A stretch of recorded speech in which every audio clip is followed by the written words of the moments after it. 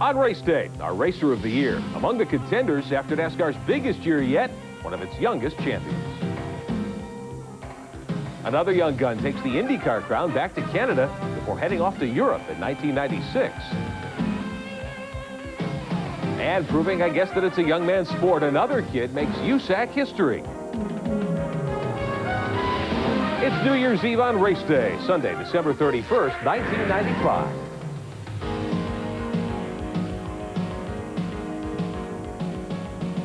Well, hello again. Welcome to our New Year's Eve special edition of Race Day. I'm Rick Benjamin. Coming up, we'll recap 1995 of the world's biggest racing series, and we'll reveal the winner in our Racer of the Year balloting. We're glad to have you along today. We'll start this off by reminding you who's been nominated as our first Racer of the Year here on Race Day. The 5 nominees selected by our Race Day staff and then voted upon by you. Here's who they are. Wonder Boy, the Kid, or just Jeff Gordon, whatever name you like, now include champion. The 1995 Winston Cup champion, winner of 7 races in the Winston Select All-Star Show, Gordon claimed his first Cup crown this year by 34 points over Dale Earnhardt. No one thinks this will be the only time there's a championship for the 24-year-old. Our second nominee from USAC, Tony Stewart. The Indiana native did what no one else has ever done before, winning all 3 major USAC open-wheel titles in the same season. Not even Foyt, Andretti, or Rich Vogler have claimed that accomplishment. Third, Scott Parker, the winningest dirt track motorcycle racer in AMA history. 10 wins from Parker in 1995, tying his best year ever. Good for yet another AMA Grand National title. Our fourth nominee, Jacques Villeneuve, the young Canadian, winning the Indy 500 in just his second try, even though he was penalized 2 laps early on. 3 more wins on the year would give Villeneuve his first IndyCar World Series title. And our final nominee, NHRA drag racer John Force, who ripped off 6 final round victories to power a dominating year in funny car racing. Force claimed his 5th NHRA title by more than 300 points. Well, those are the nominees. We'll open up the envelope and reveal the winner before we close today here on Race Day. Well, now, how did those racers earn their nominations? For Jeff Gordon, it was simple. Be fast early, strong all year, and win more often than anyone else during the 10-month Winston Cup campaign. For Gordon's team, it has been a season to remember. The traditional Daytona 500 opened up the 25th anniversary Winston Cup season and answered some questions about the year right away. The new Monte Carlo bodywork from Chevrolet had the competition screaming foul. The Bowtie Brigade swept 5 of the top 10 spots. Sterling Marlin the winner for the 2nd straight year, while Dale Earnhardt's 500 jinx continued. He could do no better than 2nd. In Rockingham, Jeff Gordon served notice that he and the Rainbow Warriors were a team to be reckoned with in '95. Gordon won from the pole. That left the DuPont team's title train at full steam. The 24 car then gained momentum with 6 top 3s in the next 7 races, including victories at Atlanta and Bristol. By the time the Winston Cup Series moved to Charlotte for the month of May, Earnhardt, powered by wins at North Wilkesboro and Sonoma, and Gordon had distanced themselves from the rest of the field. Gordon won the big bucks, sweeping the Winston Select's 3 segments, but nearly saw his train derail when a broken hub dropped the team to a 33rd place finish. It got worse after the Coca-Cola 600 when NASCAR inspectors found those hubs illegal. They fined Gordon's crew chief, Ray Evernham, $60,000. That left the 600 glory to the Labonte family. Bobby and brother Terry had a 1-2 finish under the lights at the checkered flag. The Pontiac folks got to celebrate for the first time in '95 when Kyle Petty fought off illness in slick concrete to win 500 miles on the banks of Dover. The Labonte family owned the rest of June, Terry winning his season 2nd at Pocono, while brother Bobby took his 2nd of '95 at Michigan. By mid-season, the kid Gordon began to walk the walk of a champion. He won back-to-back at Daytona's Pepsi 400 and then at New Hampshire to take sole possession of the Winston Cup point lead. The season is a long grind. The title contenders were not immune to hot and cold performances. After winning at the Brickyard, Earnhardt dropped 300 points behind Gordon after an August dry spell. Gordon saved his cold time for the end of the season, while Earnhardt and the Goodwrench crew didn't finish outside the top 10 at all in the final 10 races, including a big win at the Atlanta finale. Gordon finished 20th or worse in 3 of the last 4 races, but still, Jeff Gordon was too much for the 7-time Winston Cup champion. Gordon held on to post his first Winston Cup title at a slim margin of 34 points. And let's give a nod to all the year's winners, including Ford drivers Rusty Wallace and Mark Martin. Wallace won 2, Martin won 3, and Ward Burton broke through for Bill Davis's Pontiac team at Rockingham. Ricky Rudd kept his 10-year win streak alive, too, picking up a victory live on TNN at Phoenix. In the end, a record year for the 24-year-old. 7 wins on his way to his first Winston Cup title. The Rainbow Warriors get only 6 more weeks to savor the championship season before the 1996 Daytona 500. Well, we continue on this New Year's Eve edition of Race Day as we lead up to our Racer of the Year selection. We'll look back at the year in Indy cars and on the road courses of the world. We'll also check in on the straight liners, the NHRA Pro Series champions. Don't go away.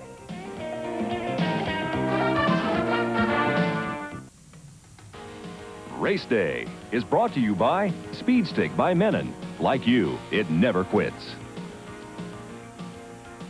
Welcome back. Time to buckle in. The Nitro Burners are staging here on Race Day, and what a year it was for the NHRA here on TNN. 2 champs successfully defend their pro titles, while controversy ruled in the 3rd major NHRA division.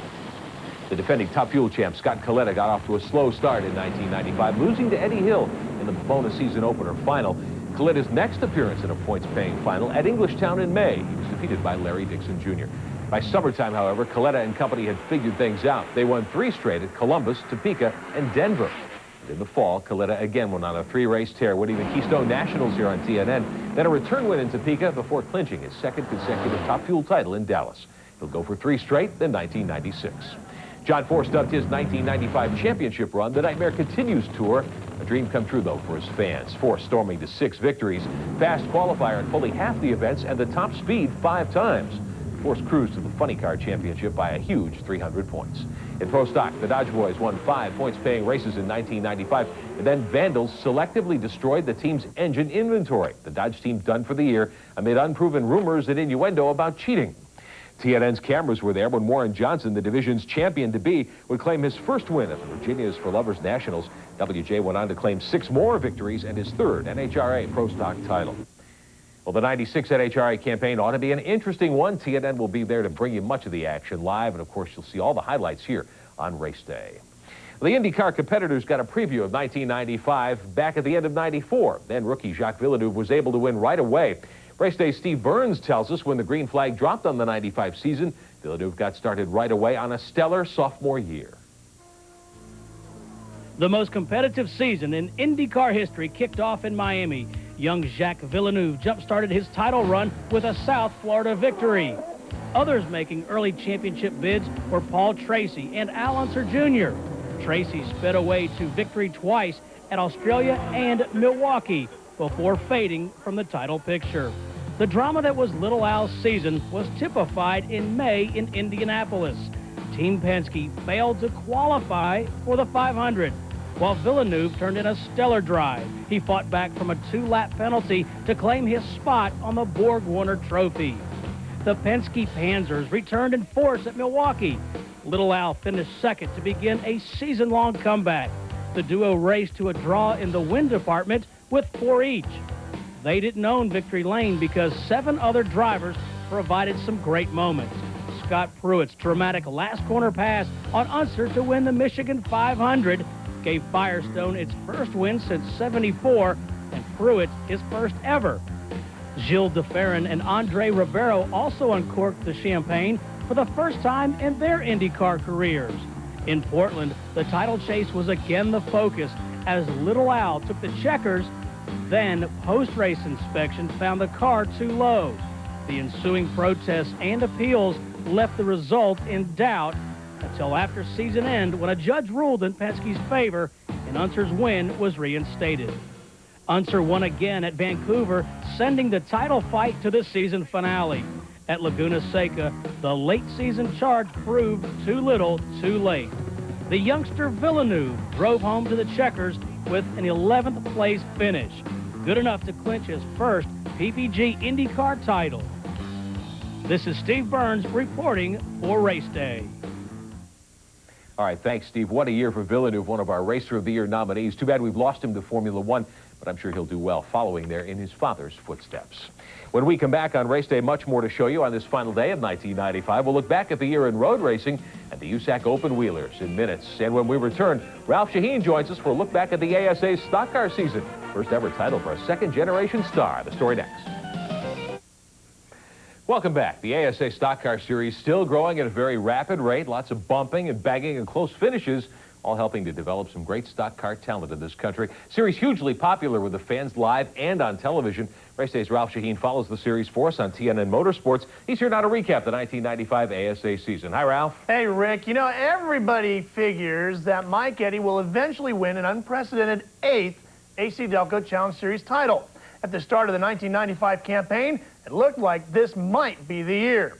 Eddy claimed the first 3 events at Columbus, Toledo, and IRP to send a message that the polar bear hadn't been in hibernation over the winter.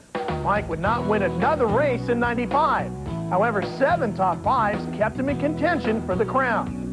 Bob Seneker stopped the Eddy freight train at Jennerstown, and Gary St. Amant mastered the high banks at I-70. Former ASA champ Johnny Benson returned to win both events at his home track at Berlin Raceway. Scott Hansen took the checkers at Brainerd, and Tony Raines beat the heat to earn the trophy at Topeka to wrap up the road racing portion of the season. Brad Loney used the home court advantage at Cedar Rapids, Iowa to try to win his first ever ASA race. Controversial contact while battling with Mike Eddy handed Seneker his second win. Brian Reffner picked up his first ever ASA win after 400 grueling laps at Anderson, having already taken over the points lead with consistent top 5 finishes. Glenn Allen Jr. and Bobby Gill were each one-time winners this year. Little Glenn used consistent top 5s to set himself up for a run at the title as the season wound down. Raines, in his Howie Let-Out prepared mount, won the first ever ASA visit to Kaukauna, Wisconsin. Reffner picked up win number 2 at Toledo to give himself a slim point lead over Eddy heading into the season finale at Jennerstown. It looked like Reffner's storybook season had ended and he pulled into the pits early. Things quickly turned back around when Mike Eddy suffered an uncharacteristic blown engine. Reffner, now the champ, Joe Knott made a bid for his first ever ASA win, but would be denied by Seneker in the wildest finish of the year. Reffner becomes only the second driver in ASA history to win the title in his sophomore season. Next year, ASA will contest 20 races, including first ever visits to Lakeland, Florida, Buffalo, New York, and La Crosse, Wisconsin. TNN will have its most aggressive ASA season ever with 15 live telecasts, beginning with the season opener in February. On 2 wheels, it was a great season for a couple of the AMA's veterans. On the dirt, living legend Scott Parker earned his unprecedented 6th Grand National Dirt Track title. The Harley-Davidson rider won 10 races. 6 of those came in an end-of-season title push during the last 8 races.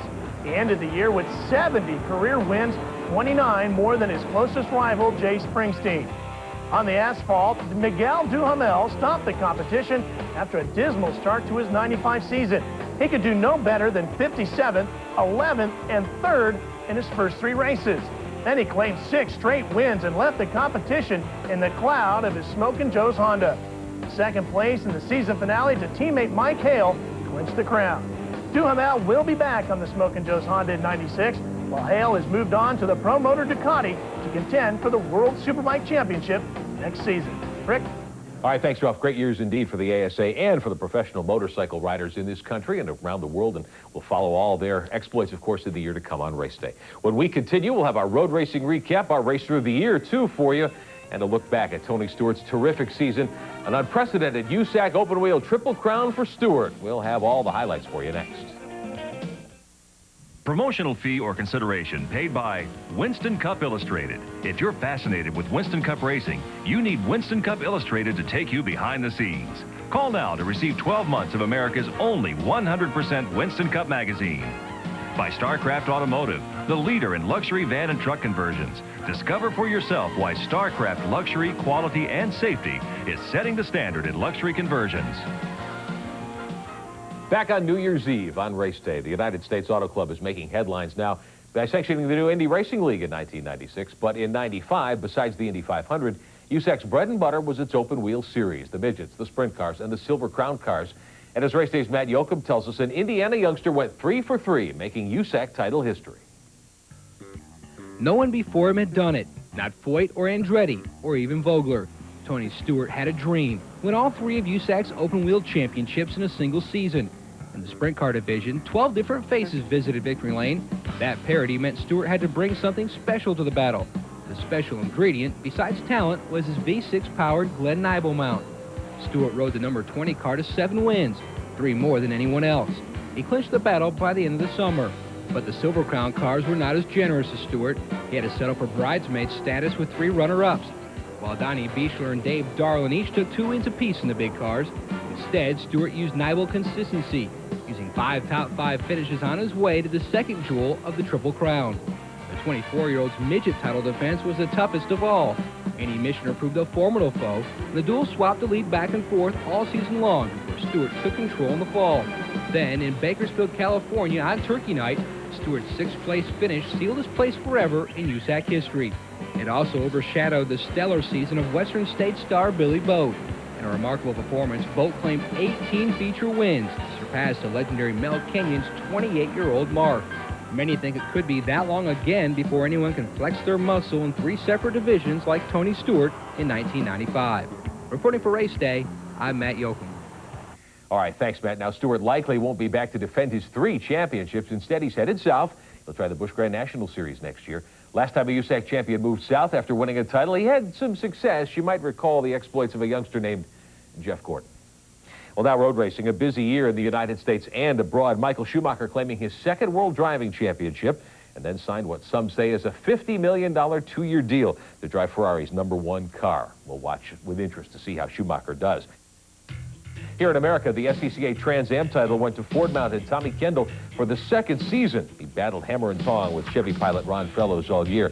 Fellows claimed more Trans Am wins, 6 of them, but Kendall's consistency carried the day. Consistency was also the key in IMSA's Exxon World Sports Car Series. Ferran Velez used 3 victories to lead a Ferrari juggernaut to the series manufacturer's crown. James Weaver scored 5 wins on the year, including the season finale, but early season mechanical problems left Weaver 2 points short of Velez and the driver's title. Worldwide, McLaren claimed the prestigious 24 hours of Le Mans over a full field of GT and prototype entries. That was the precursor to McLaren's domination of the BPR Karcher Endurance Championship. McLaren's won 10 of those 12 races in 1995, Ferrari and Porsche claiming 1 each. The series title to veteran John Nielsen and banker Thomas Bashir. They teamed for 2 wins and finished all but 1 race. 2nd overall, first at GT3, went to the team of Enzo Caldereri and 95 Porsche Cup winner Lillian Briner. Touring car racing is getting stronger all the time. Bernd Schneider and Mercedes claim both of Europe's premier series, the ITC and the DTM championships. And John Cleland drove his Vauxhall to the top of the heap in the British Touring Car Championship, easily the world's top under 2-liter title. And when we return on this New Year's Eve edition of Race Day, the votes have been tallied. The winner is standing by. We'll name our 1995 Race Day Racer of the Year when this special edition of Race Day rolls on. Welcome back to our special New Year's Eve edition of Race Day. Time to tell you who our Racer of the Year is. We've told you who the nominees are: Jeff Gordon, Jacques Villeneuve, Tony Stewart, John Force, and Scott Parker. Now it's time to tell you who won. Most of us here thought Jeff Gordon would likely dominate the voting, but not so. Instead, it was USAC's first ever Triple Crown champion, Tony Stewart, who dusted the field, winning by a 3-1 margin. Tony Stewart is our 1995 Race Day Racer of the Year. He couldn't be with us today. As we've seen, he is busy running wild in Australia, racing open-wheel cars and winning a lot. But Mike Raymond has talked to Tony to get his reaction to winning. Thank you very much, Rick, and to TNN viewers and Race Day across America, welcome to Australia, and a very, very popular young man who has won the Racers ballot as Driver of the Year, and that must make you feel awfully good. It's great being in a great company with Jeff Gordon, Jacques Villeneuve, and Scotty Parker, and John Force. You know, anytime you even get nominated in the same group with those guys, you feel honored.